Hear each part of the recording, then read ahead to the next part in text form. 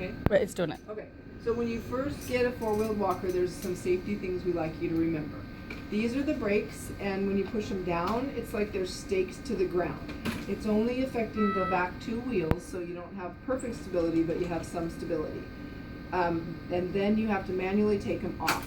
If you could keep your fingers cocked inside the brake rather than just holding the handle, then when you walk, if you have any kind of a balance check, you can squeeze that and you can see where it buys you a little stability. If you were falling down, it probably wouldn't stop you. But you can squeeze these intermittently when you turn, and you will get more of a feeling of stability and not all four wheels moving. Okay, so use that as you need for stability. You can even use it when you walk. You can push the walker, squeeze, step, step. So in the beginning, when you don't want the mobility of all four walkers, you just push the walker with no brakes, squeeze and step, push the walker, squeeze and step. So kind of play around, but keep your hands are big enough like mine to be cocked inside there, not here, okay? When you stand up, we just recommend that every time you put these brakes on, it seems a little bit fussy at first, but the reason why we like them staked, if, God forbid, let's say they're not done.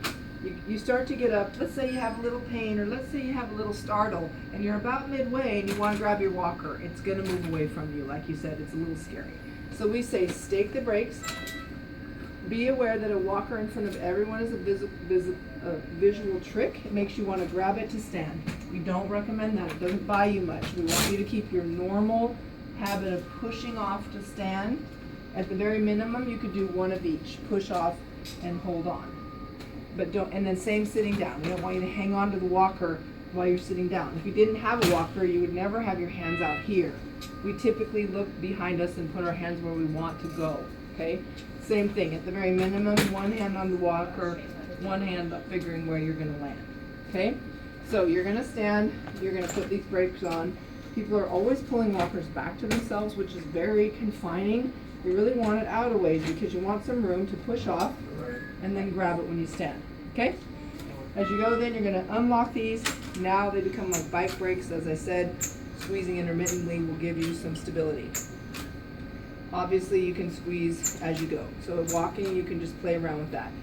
Coming back to sitting, you're young and pretty able still, and it's easy to get sloppy with a walker when you have good balance. Again, I encourage you to use it well from the beginning so you don't have bad habits. The bad habit is I get near a seated surface, I'm gonna be healed at the altar, kind of push that walker off to the side and do like this. You can do that 100 times, and on the 101st time, something's gonna sneak out and get you about that sloppiness. So we just recommend every time that you come to where you're going, make your turn, like parallel parking, back up, feel the chair on both legs, put your brakes down for the same reason. If I don't put the brakes down and I go like this and I go, oh darn it, my hip, and I do that, this just buys me nothing. So if you're gonna have this in front of you, potentially needing to grab it, you need to stake your brakes. Does that make sense? Stake the brakes before I sit down, stake the brakes before I stand up.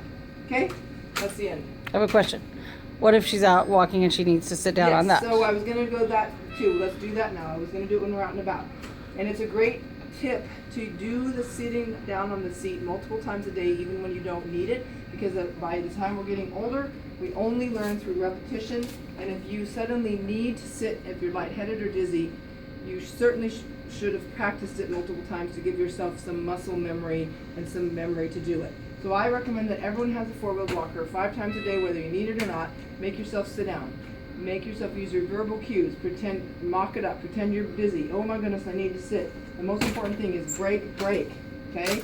Stake, stake. You've got to put those brakes on before you start turning and trying to sit down, or you're in trouble. Okay?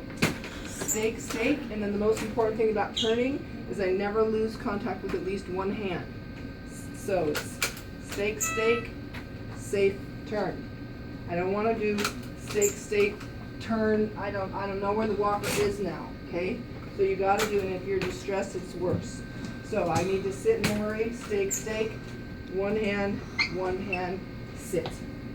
And if you practice that multiple times, then you'll use it, you'll have a much better ability to use it if you're feeling a little distressed, because we lose sight of our adrenaline gets the best of us. Okay? Is that enough? Put me on YouTube.